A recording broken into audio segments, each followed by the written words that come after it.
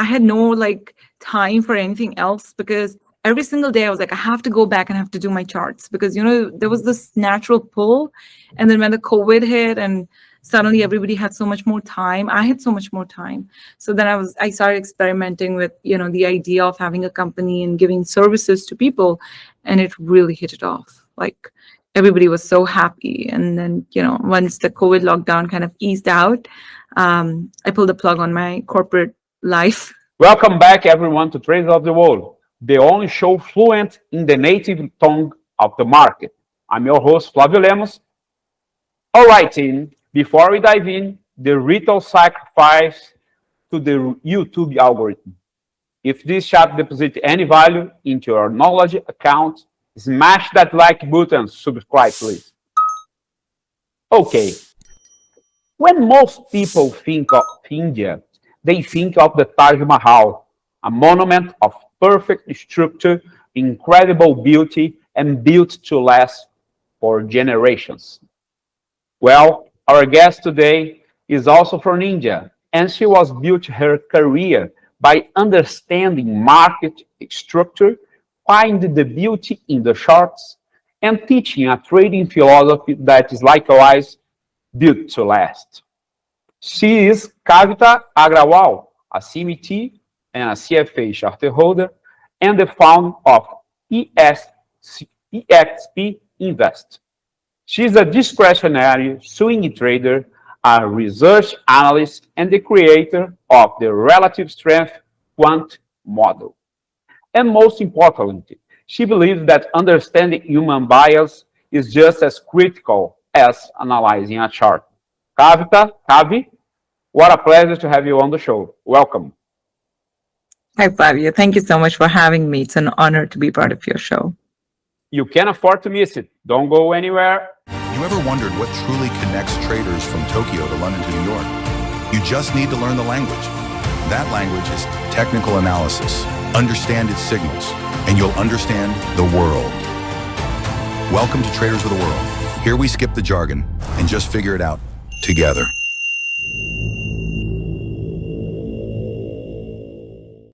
Let's start with your journey. You have said investing is a lifelong journey, not a destination. Yours started very deliberately, a 6-month NSE certification course in 2012. In a world obsessed with a get rich quick, why did you decide to grab the map before the treasure hunt, as you put it? For me, this journey, I was nudged in this direction by my father. I grew up watching CNBC more than Cartoon Network with him because he was a brilliant trader. And it was in 2010 that he gifted the book on candlesticks by Steve Nison to me. And I was so engrossed in that book the moment it reached my hands. Over dinner table, that is all we would talk about, candlesticks and patterns and what they meant, boring the entire family out. And I naturally knew that this is what I wanted to pursue because I was very lucky to have found something that I felt very passionate about from the moment I picked the first piece of literature on. When I started looking for options, so I was still in high school when this happened, and I started looking into options to make this a full-time career. And at the time, there weren't many options, especially in the city that I was in, or a college degree in India was not something to be found. The only thing that I could actually find related to this area that I was so interested in, this niche that I was interested in called technical analysis, was this NSE certified course. And there were many others, but then I decided to go with NSE because, it was certified by the National Stock Exchange. So it felt a little more legitimate. So that is the reason I chose it. And again, that was such a good decision because while this course did not help me become a professional in 6 months, it helped me understand the entire mechanism of the stock market, because there's so many intermediaries, there's so many layers to the stock market. There's so many ways to approach what is happening. There's so many different types of instruments to be traded. There's just securities, there's currencies, so on and so forth, the whole capital market structure. So it helped me understand everything that is there and then decide where I wanted to proceed. And because I knew what I wanted to do, that is technical analysis, it was the best place to begin for me, because it helped me understand what were the other things that I needed to know or to do to forge this path on technical analysis. And that map reading started even earlier. Your father gave you a Steve Nison classic candlestick book back in 2010. Steve is very close to us. He has been here already doing his interview. So a former reader now is at the same show that he was too. So was that love at first sight with the charts? Or did you think, thanks, Dad, but I want an iPhone or something? Oh, no, it was, for me, it was 100% love at first sight. And looking back at the last 10, 15 years, I think I am so lucky that I found my direction so early in my life, and I was able to pursue it with full force. Because had it not been that, one thing I always knew was I did not want to be part of the herd. I did not want to do things that others were doing by default. I wanted to stand out, and I wanted to do something that I would feel very passionate about, because I'd be doing it for the next 60 years of my life, assuming all things considered. And technical analysis in CMT particularly has been very, CMT has been monumental in following that dream or that passion. Yeah, a lot of learning into the path and to the journey to get the certification, huh? Yes, the certification itself was actually really fun to acquire, because the body of knowledge for me, I gobbled through it pretty fast. And, it was studying all by myself. It was so much fun. And when my father honestly gave me the book, the Steve Nison book, I did not know that is all I needed for the rest of my life. In terms of how well it decided the next path for me, or, the next several steps. So that was really something. And don't think it was a new book. It was not. Like, by the time he gave me that book was barely held together. I think he had that book for over a decade. From a ripped page. Yeah, pages had been coming out, so I was constantly gluing everything together. And I still have that book. I don't have it here, really? but I still have that book. That's great. So you describe yourself as a discretionary swing trader, but you also created the relative strength Quant model that I want to know about it. So Quant and discretion can sound like oil and water. How do you blend those two? Does the Quant model just build the treasury map, and then your discretionary brain decides where to dig? That is a very good way to put it, Flavio. The relative strength quant model, it actually is a very simple model at its core.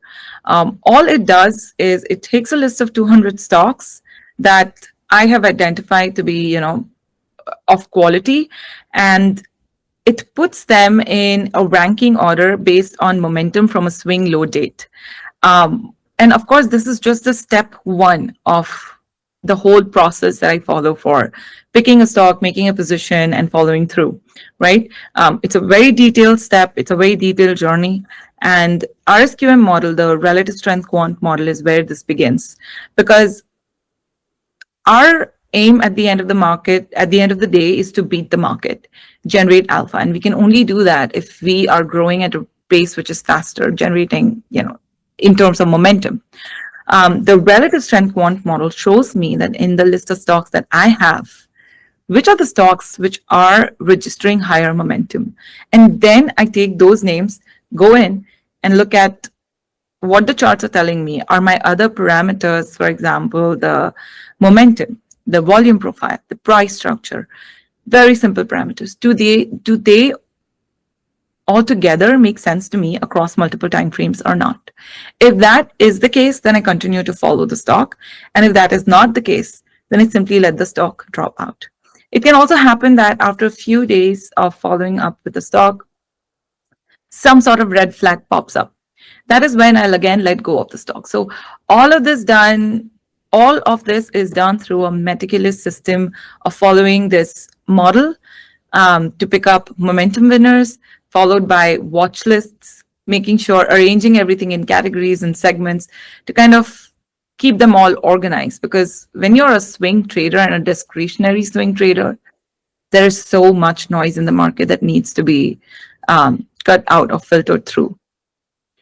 Okay, speaking of your model, we'd love to see it in action. Could you share your screen and walk us through a recent chart? How did your model flag this and that? And what did your discretionary brain see that made you say, yes, this is the one? All right, so I am going to share with you my charts. So the model is actually built on Google Sheets, but this is one of the stocks where I very recently participated in and had great results. So you can see I have marked these tiny white lines over here. So these are the dates when the RSQM actually picked up momentum gain on this particular stock. So the first time the stock popped up on my radar was on August 18th. So I am going to now show you. Please, chart. Below your chart, you are using RSI and what's the other one? The histogram? This histogram is actually the MACD, okay, but this is for volumes, not prices. So it compares 20-day versus 100 days volume, and it shows me where there is a massive change in volume activity on a smooth basis. Okay. Go on, please. So I'm going to show you my RSQM model now, and it looks lots of numbers in there, but I will tell you how this works. I'm an engineer. I'm not afraid of numbers. No problems. I don't know the audience, but I love numbers. Yeah, I mean, if you look at this, so let's get rid of this here and this here. This is just the sector and the industry, right? So this is the name of the stocks. Now, this is the watch list of the 200 stocks that I follow. And now, obviously, within this list, not every stock has a bull run going on. So I identify which of the stocks which have an underlying bull trend, which is to say that there is a strong RSI positive range unfolding on a larger time frame, like a weekly or a daily. Once that has been identified, I let my RSQM tell me where the momentum is unfolding.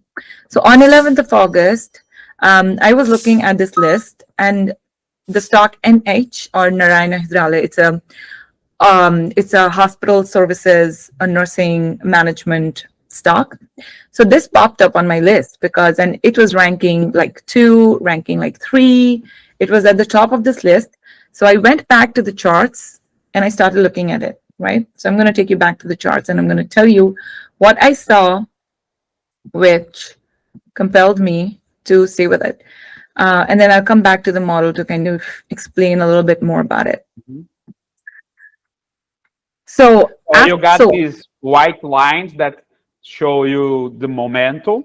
The histogram that shows you the heavy volume entry. No, so these white lines have actually been put by me on the charts. These are simply showing the times when I noticed that this stock had popped up on my RSQM model, right? So whenever the stock is like on the top 10 list, I go back and I make these drawings so that when I'm looking at the chart on a larger picture, I can see that this stock has stood out compared to all its other peers or all the other constituents, in the list. What this helps me do is, now when I zoom out, I can see that there was a strong underlying bull trend, and previously this bull trend has experienced massive volume activity. Then this just becomes a matter of waiting it out. Waiting for what? Waiting for the price to give a confirmation. So this sideways consolidation, as soon as it ended with a higher high, I knew it was time for me to make the entry. So finally, then I made the entry over here at this 100 EMA. Very simple setup. I made the entry at the 100 EMA, and within 6 days, the stock blasted with massive volumes, with massive price activity, and achieved the target that we were looking at. So this kind of trade can feel fast. It can feel like, oh, 16% profits in a matter of 6 days can feel a lot. But even to land these kind of trades, the follow-up which I did on the stock was over 90 days. And the RSQM model played a big role in narrowing down the list of 200 stocks to just 10 stocks that I end up holding in my portfolio at any point of time. You got this rectangle, this consolidation since August and the middle of August, with several bottoms at the same line and several tops at the same line, like a consolidation and a rectangle. And yes. So where do you enter? So I look out for certain criteria before I make the entry. Obviously, since this is a consolidation, we have to wait for a breakout. And the breakout signal came when this candle got established. And then you can see over here the 75-minute RSI 25 period, by the way. So this went overbought. And then because the higher high was established over here, right? Because the overbought has happened before too. But here the higher high got established. All I had to do was now wait for a pullback. And as soon as the pullback came, the RSI triggered the alert at the level of 40 for me, which for me on the RSI level of 40 is the support in the bull trend. So when it touched that and it pulled back to a key EMA level of 100 EMA, that is when we took the entry. And then soon after, the stock moved up sharply, achieving our target set over here, a 17% move. So you enter, so it was a good enter because it was too close to the support too, huh? Yes. Close to this green line below. Yes, it was close to this, but a lot of times once a consolidation has been broken out of, there is a good chance that it will not retrace all the way back to the support, which in this case it didn't, right? So you waited to the RSI line, got the 40 to enter. Correct. Okay. There were two. And you are not using the 14 period standard in RSI. You are using 25. That is correct. Okay. And the target use the spread between support and resistance. What was your target? So my target was this very previous high over here. Okay. And this was on the basis of, if there's a breakout, then the stock is going to want to take resistance. So we had targets set at this as well, but then the momentum with which the price seemed to be pushing forward, we decided that it would be prudent to kind of move the target up. So we moved it here. Now, based on what I'm seeing on this chart, there's a good chance that it's also going to give a pullback to this orange line that I have marked, which is the resistance level of this consolidation, and then unfold into a fresh new rally. Okay. You have said your research leads to contrarian bets. We have talked about your legendary call in Baraushin in July 2018. You targeted a 4 times move and it went up more than 8. That's a monster trade. Could you please show us that chart, and what on earth do you see in that 2018 bottom that gave you that conviction to make the 4 times call when everyone else was running away? Oh, for sure. So now on my screen, I have the chart of Balrampur Chini open for you. And what this company does, you know? Oh, it's a sugar company. Okay. So Commodities. commodities, but sugar specifically is highly controlled. The prices of sugar is highly regulated by the government because obviously it is an essential commodity. So the price discovery is not left to the company. So sugar companies actually have, or used to have, quite a bit of disadvantage. So back when I was studying studying the stock of Balrampur Chini, in August of 2018, that ease had not yet come and the chart did not look this bullish at all. In fact, there was this downward trend which was more prominent, and this recent breakout had been given, but because this breakout had been stumped by this resistance over here, the skepticism towards the stock and towards this entire sector was really strong. However, when I did my analysis of the stock, I noticed a very important thing, and that is that the price had come back down all the way to the trend line, showing this beautiful pullback after a massive breakout from a downward trending. So the downward trending line had been broken out and then being tested. That being said, there were also positive divergences on the weekly time frame over here. And if you go on the daily time frame corresponding to the same level, there were multiple positive divergences unfolding. And when I started observing or following this stock sometime in July 18, eventually here in the month of August, in the first week of August, this stock gave a really nice higher high breakout out of this consolidation. So to me, what I could see was that the pullback had been successful. As soon as the price approached the pullback, the price continued to create lower lows, but the RSI started creating higher lows, thereby registering a divergence. Up to this point, I would say the divergence was still weak, in the sense weak because the right side of the divergence was significantly lower than the level of 40.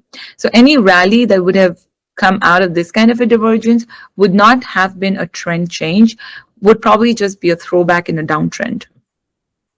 However, the next positive divergence, when this low got retested, when that was forged, this was a much better quality positive divergence because the right side of the divergence of RSI 25 period rested on the level of 40.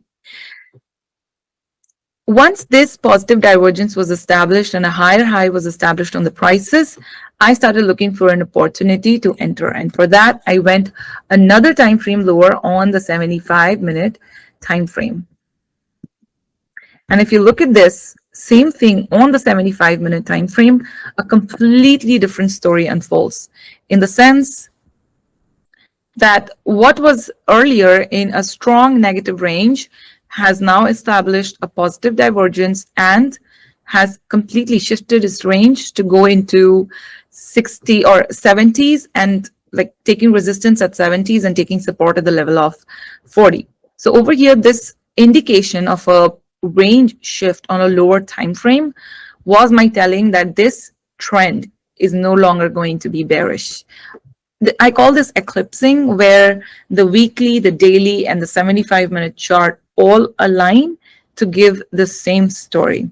And many a times I have got big turnarounds in stocks, which multi-bagger turnarounds in stocks because of this eclipsing phenomena. Once the stock pulled back to this 20 EMA, this is when I decided to write a blog on my original website, on which I wrote from 2014 to 21 before starting my own company. And yeah, that is where we entered the stock. And at that time, based on the trend that had been established by this stock somewhere over here, my expectation was that it would go up and maybe most likely retest its previous high. But then since then, the stock has continued to rally onward and upward. Okay. Why do you use 75 minutes on any reason? Yes, there is a very important reason for using both 75-minute and RSI 25 period. So I just told you about eclipsing, right, where all three time frames need to align. So for me to make sense of my charts, I like to have a common factor in between all these time frames that I'm using. The common factor right now is 5, because in the Indian stock market, there are 75 into 5 minutes. So there's 375 minutes of trading time between when the market opens to when the market closes. So it opens what time? At 9:15 a.m. 9:15. And it closes, yes, Yeah. 9:15 Okay. a.m. And it closes at 3:30 p.m. in the afternoon. So that's So you got 375 minutes. 375 minutes. 375 minutes. That's it? 375 minutes. Okay. And when we use an hourly candle or hourly chart, it always leaves this residue of 15 minutes, residual candle of 15 minutes, which can sometimes be, which can give the idea of a doji where there is actually none. So it can be misleading. Mhm. I did Okay. not want that problem in my charts. So I experimented with the time frame of 75 minutes, and I saw that the trends or the definition of the trends were a lot better on the 75-minute time frame. Just the visuals of the trends were a lot better than they were on the 60-minute time frame. Okay, thank you for the clarification. Okay, let's continue get into the charts. I have seen your analysis on the major U.S. index. So could you share with us and walk us through that? And you are seeing the S&P 500, Nasdaq, the gold, the Nifty, Bitcoin. What are the key levels or patterns you are watching for? Oh, for sure. So S&P 500 especially is, right now I'm watching the US market and the broad sectoral indices closely, because I am noticing this divergence, negative divergence between the price and the momentum. So the RSI 25 period that I use, and I use the 25 period RSI because it reduces the noise a lot compared to the 14 period RSI. And the 25 period RSI is showing a massive negative divergence. Now, there are two things about this negative divergence that really worries me. The first thing is that the right tip of the divergence is exactly resisting the level of 60, which for me has implications, right? And the second thing is over here, the S&P 500 has sort of established a lower high, and it has also broken below this previous low. So it's essentially established a lower high, lower low kind of a structure for me. The major support is still at this level, which is 6550. And once this gets broken, it looks to me like the S&P 500 could take a little bit of a correction. I wouldn't expect a big, deep correction, but I would expect it to come a little bit further lower than the 100 EMA easily. One common target that I like to keep for indices for index correction is a pullback to the previous high. So if that happens, then we might expect the index to come back and retest the 250 EMA, which would be trouble. Okay. Can you show us the gold chart? Yep. Gold, the rally, in my opinion, that is unfolding seems like it keeps getting stronger and stronger, primarily because of the volume profile. So the histograms that you're seeing over here are clearly indicating that the price rallies have been happening against big volume pickups. Other than the last two candles, if you see up to this point, we could see big volume activity happening upon price rallies. Historically also, whenever gold has reached kind of a temporary peak, you will see volume pickup on selling days or negative days. This just indicates that a temporary correction might unfold. But I think as soon as any higher high is formed on the gold chart, we can expect the rally to continue. Because maybe on the daily, maybe on the weekly, the momentum seems to be getting only stronger for gold. Okay. Bitcoin now, please. Yes, let's go to Bitcoin. So Bitcoin, in my opinion, Bitcoin has a tendency to give a ball drop kind of momentum die out where the subsequent rallies or bounces keep getting smaller and smaller and smaller. And if we go to the weekly time frame, there definitely is a negative divergence that is developing here. But I do expect the level of 140, 145,000 to get tested on Bitcoin before we unfold into a bit of a correction. But it does look like the rally which has been unfolding so far is starting to get tired. That being said, if Bitcoin does manage to go above and sustain the level of 150,000, then I think we have a massive upside that can unfold, on the cryptos. But on the downside, you're expecting this level of 70, 68,000. That is exactly correct. On the downside, should this previous low of 75,000, if the prices go below this, then yes, we can expect a little bit more downside to continue. Okay. Which on the Bitcoin picture is not really that big of a decline if you look at it against the context of the broader trend which is unfolding. And a lot of volatility. Go on, please show the Nifty, please. So on Nifty's chart, so recently Nifty has been underperforming the S&P 500, and while the S&P 500 seems to be showing a negative divergence, I believe Nifty is just getting ready for a massive breakout above its all-time highs. I, for one, am very bullish on the Indian index. I see a positive range shift unfolding on the daily charts right now, and on the weekly charts also. The RSI has approached the level of 60 and the price is also so close to its all-time highs. So if we do see an all-time high break out and not failure, I believe that can result in a big, strong rally leading to the Indian markets outperforming the global indices. Okay, the last one, the Nasdaq, please.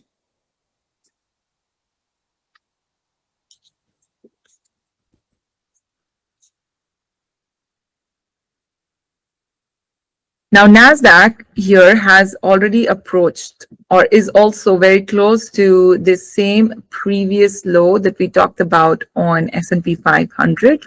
Now, this is a critical support. And if this gets broken, then things might not look so great for, the tech sector.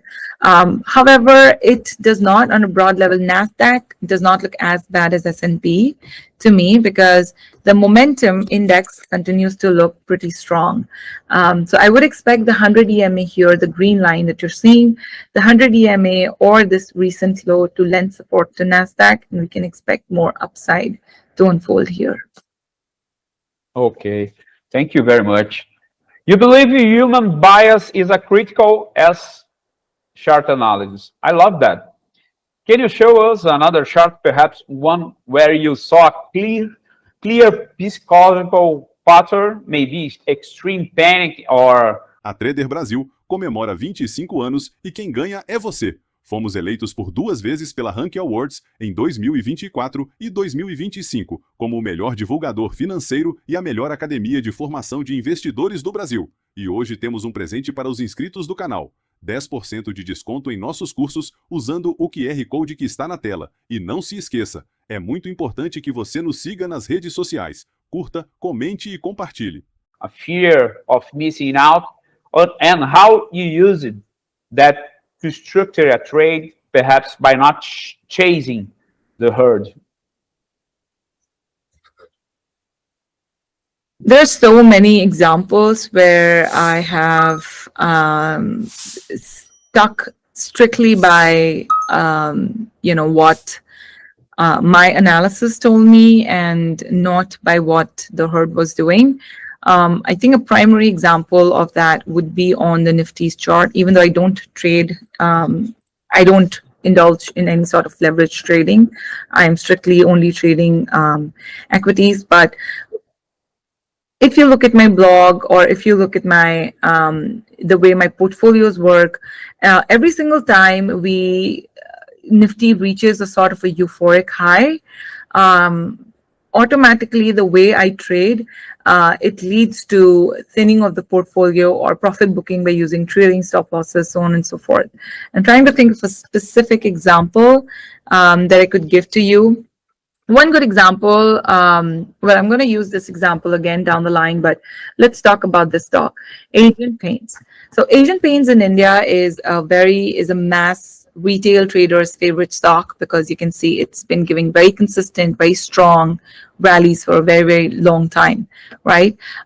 Recently, in the recent years, this stock has seen a lot of consolidation, which was constantly, nudging retail traders to kind of buy into the dips, hoping that the stock's going to go up. And especially in the face of broader market volatility, so the notion is that Asian Paints is a safe stock.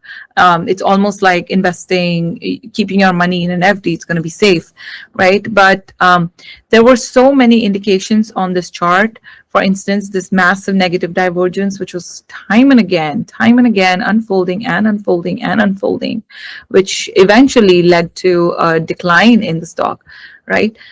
So this is a stock where I got a lot of my clients to get out of their long-term holding and only to be able to get back in near the more recent support. So this is not an example of big euphoria, but this is an example where I was able to, guide my clients into the right direction.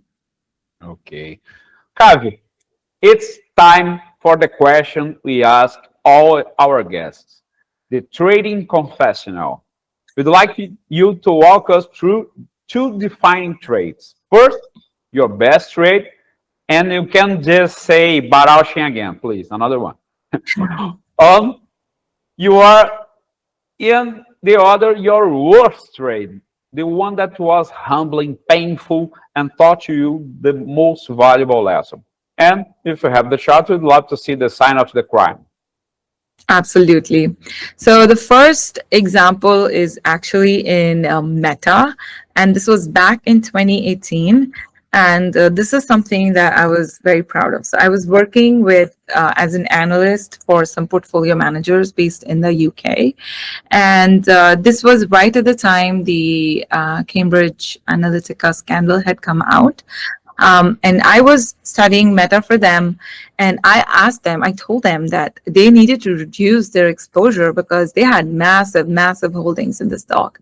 And remember, this was in 2018. I had just started my career, and I was one of the junior analysts, and I asked them to do this. And Meta at the time, still is, was one of the most loved stocks where nothing could go wrong. It was a hot cake. But then I started noticing on charts things which were clearly suggesting that price structure integrity was breaking down, and something could happen, something bad could happen. So I told them that the stock, it seems like it's moving towards a 30-40% correction, and they didn't believe me because nothing of that sort had ever happened in Meta.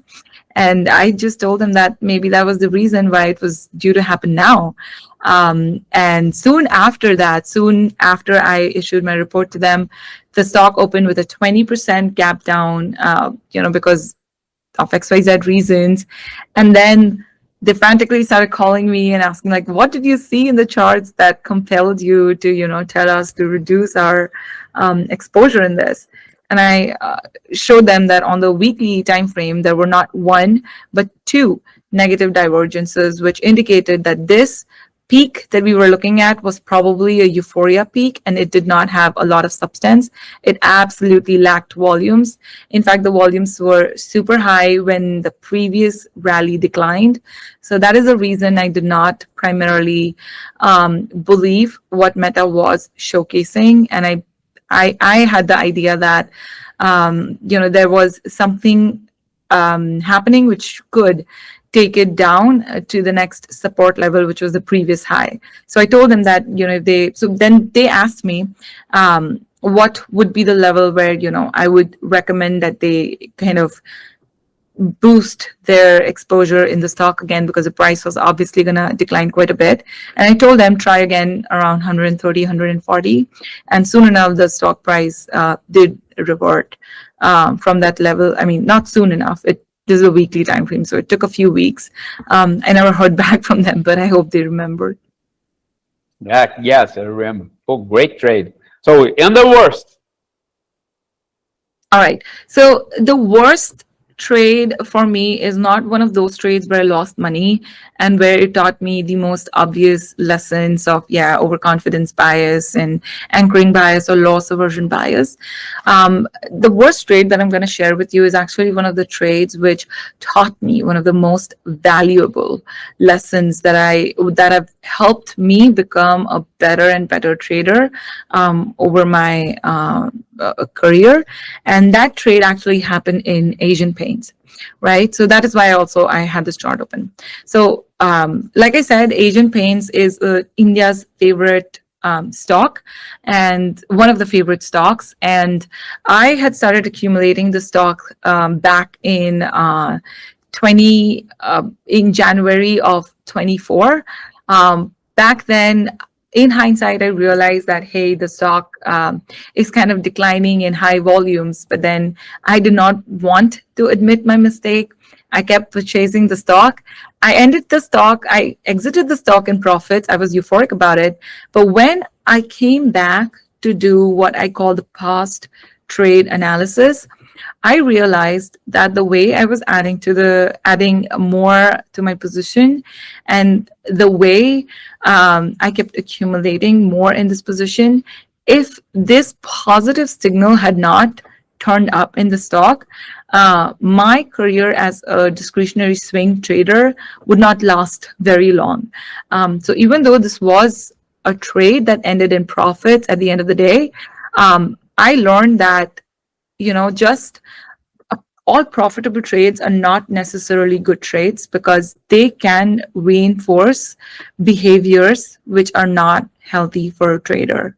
So this made it compulsory for me to sit down every 2 months, 3 months with all the trades that I've done in the past and study them, not just the trades where I lost money, but also the trades where I made money, because I want to retain the behaviors or actions which lead to a stronger exponential growth.